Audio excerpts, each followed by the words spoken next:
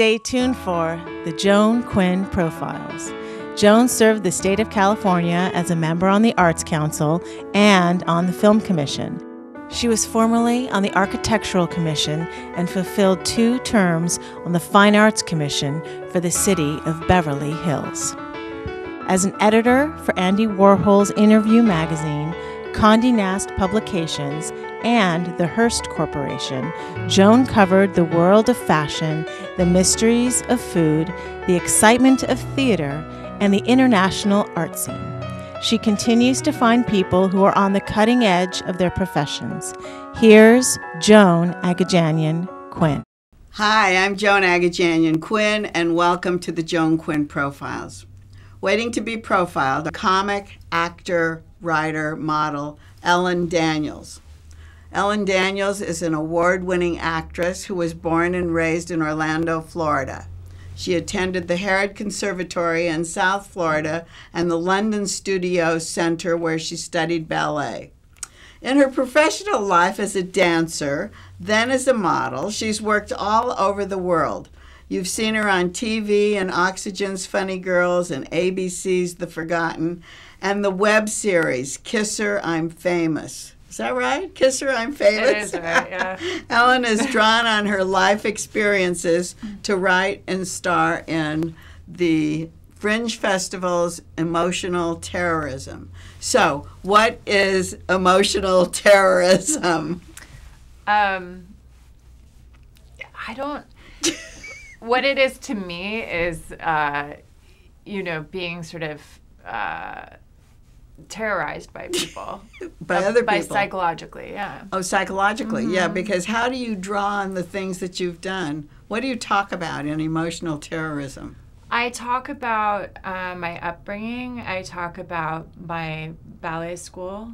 I talk about modeling agents. I talk about a little bit about the business of show business that I've encountered in Los Angeles and just people I've met along the way.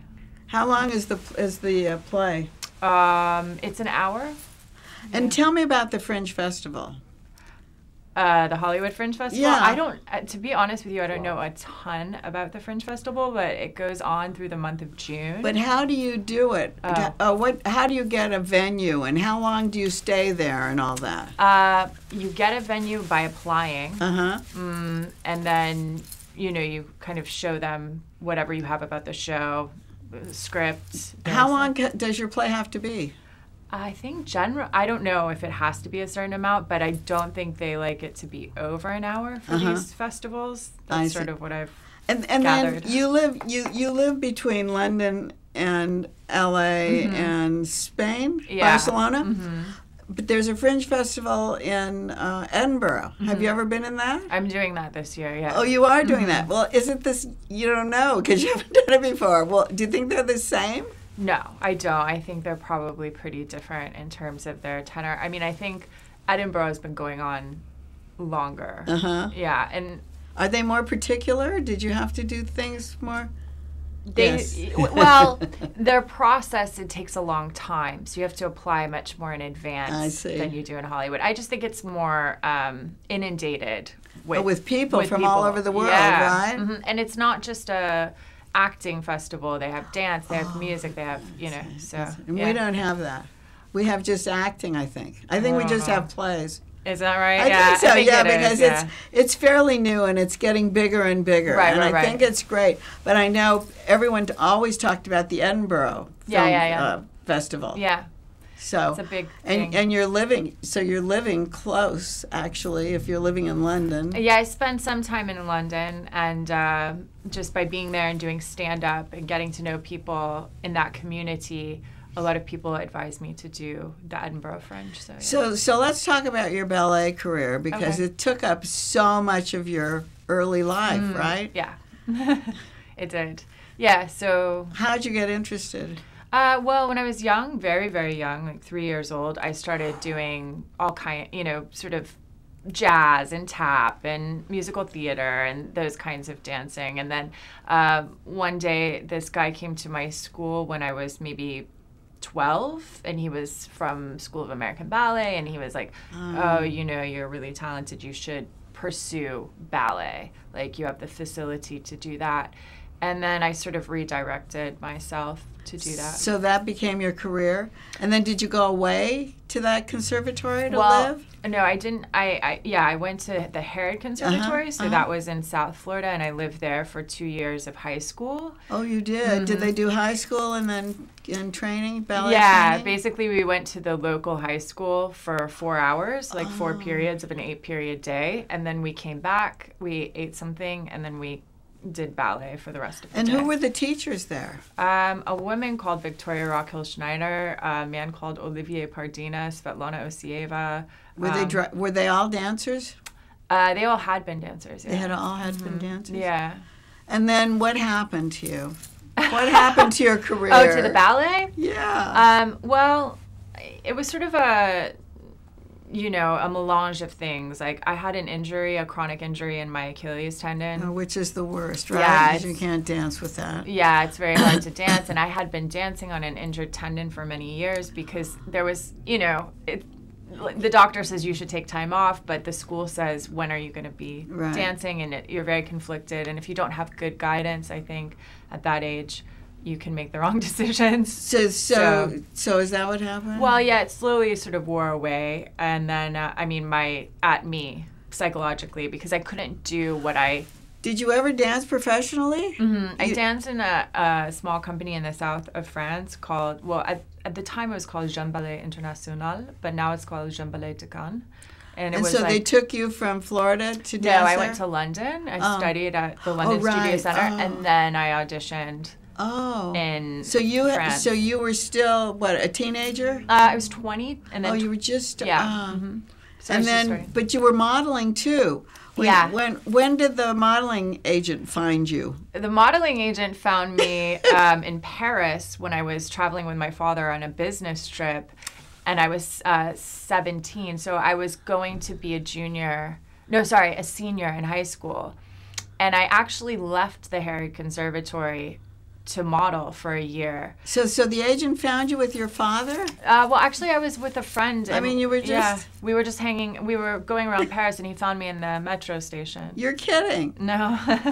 Yeah, they're pretty... And then you did runway, right? Mm-hmm. Yeah, so then I went to Paris, and I did, prêt-à-porter shows, like, that season. So I did, like, Vivienne Westwood and Issey Miyake. It was a cool time, It was a great experience. And then I ended up going back, studying dancing in London to kind of get back into shape. And after I officially retired, as it were, from dancing, I continued modeling for many years after. So did you do print? Mm-hmm. You did everything in modeling. Yeah, Who was the agent? Well, I had many agents. The first agent, the first agency was called Vision in Paris, Vision, and then I had Why Not in Milan. I think they're still there. ID in New York. They no longer exist. Wilhelmina in New York and LA, and then I'm only represented by Below models in Barcelona, and I only model in Spain. Oh, so you do still model? Yeah. It's very strange to see a model, because they always want to make the transition to film, right? Models always want to be actresses or actors of sorts. And it's one thing you're acting on the runway. It's another thing you're acting on the stage or in front of a camera. Do you find that different? Oh, yeah. It's completely different. But so how do you make the transition? Well, I don't know. You just do. At some point you say, I'm going to do this. Did you take acting lessons? Yeah, many. Where? And did you take stand-up for stand-up and for comedy? I did a workshop for comedy, yeah. And actually, after, there was a showcase for that workshop, and then I got signed on by a manager after, like, my first performance. Right away. Yeah. So you modeled in Toga. In Togo, yeah. Togo. Yeah. How did that happen? In Paris, I was living in Paris, and then my agency said, like, oh, there's this job in Togo, they want you to go, and I just I didn't really know what it was. It was some sort of like exchange with the French Ministry of Culture with some Togolese designers. Really? Yeah, so we with the designer from there. They brought like all of the models from France, and we wore the clothes of these people, these designers. Yeah. That's so great. And then when you were dancing, did you dance around the world too? I danced in France. I danced in London. I danced in just really France and London and, the States. But modeling, you modeled in those places as well as Tokyo? Tokyo, yes. Hamburg, Africa. I went to Algeria as well for some job. Paris, Milan. Was it all runway or was it print in those places? Both. It was both? Mm-hmm. Well, that was like a really strong career. I don't know if I would say that, but it was a long career. It was a long career, but it was also strong. Well, it was strong because it lasted so long, Sure. really. Yeah, well, I sort of I came back to it as well later in life in Spain, and so that's been good. So tell me about more of what you're going to say in emotional terrorism. You talk about bulimia. You talk about the theater. You talk about suicide. Yeah. You talk about runway. Tell us some stories about those things. Well, I won't want to tell too many stories because obviously then I'd be spoiling the show. But I talk about, my struggles with eating disorders, but I tried to make it funny, you know. Yeah. But yeah, I was bulimic for a long time, so I talk about that. But do you think that goes along with being a ballet dancer? I don't know. It's really interesting. Psychologists say that it has to do with like early childhood sexual abuse. Like maybe I don't know. I know a lot of ballet dancers that are bulimic. But That's why I was asking. But I know you were asking that, but I think that there's something even earlier that precipitates it, More. Yeah, I don't think it's just like, oh my God, I have to be skinny for ballet. Right. Or for the runway, or for a model, Yeah, right? I don't think it's something that people would go to. It's a very hard thing to do, actually, to yourself. So I don't know that it's just about that. It's deeper? I think it's deeper, but I think those things can set it off, later in your life. And then you talk about your runway, right? I talk about like my career and how it started off on a sort of a high note and sort of came crashing down quite soon. I was like doing shows for Vivienne Westwood, and suddenly I was doing like dog food campaigns for like Korean dog food companies, And just that sort was of like the disillusionment. Yeah, Was it? It was a disillusion because you were still working, though. Yeah, That's sure. what's great. That's the thing. It's like you can kind of look at things, the glass half full or half empty. Exactly. So yeah. So is that what you bring out on the stage? Yeah, I talk about that and just sort of how you can see your experiences in life through different filters if you continue to Do you grow. have music? Yeah. You have music? What about costuming? No real costuming. No real- I just what do you wear wear? my clothes, my jeans and a black tank top. And yeah. then did somebody direct you? Desmond Devonish is the director, yeah. And how did you find? Desmond? Desmond found a show that I did in Barcelona on the internet, and then a stand-up show. And then he reached out to me because he had a podcast in LA, and he interviewed me for the podcast. And then subsequent to that interview, he wrote me and asked me if I had ever considered doing a one-person show. Did he help you write it?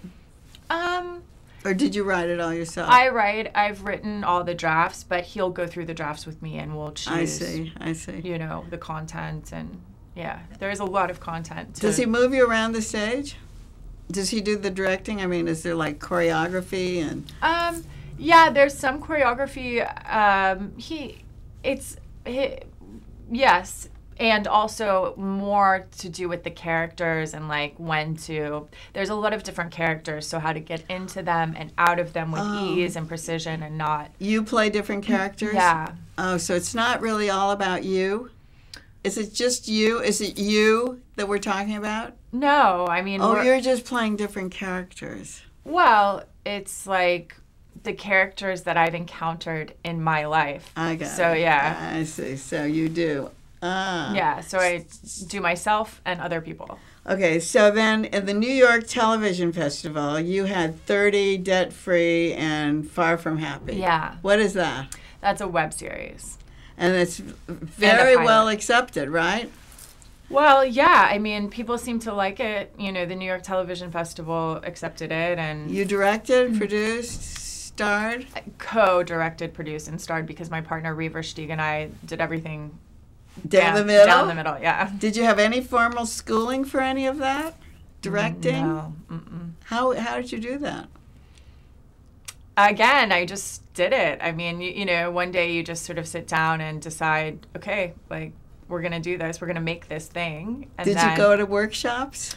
No, but you know what? I had a boyfriend who was an actor and a pretty, you know, he had some success. So I was constantly working with him, you know, helping him tape auditions and stuff like that. Oh, you were in watching. Yeah, and I think that was really interesting in terms of directing because I started to see up close, like, how to communicate with somebody.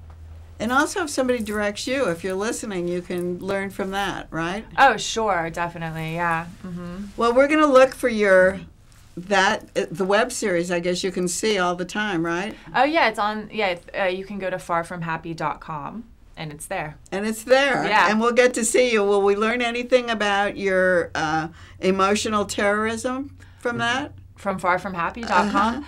Maybe a bit. Maybe. Sure, yeah, there's definitely some crossover there, so yeah. Okay, we're going to look for that, and I thank you so much for coming on today. Thank you for having me. Sure. Thanks for watching. Keep writing to JAQUINN1 at AOL.com. We'll see you next time.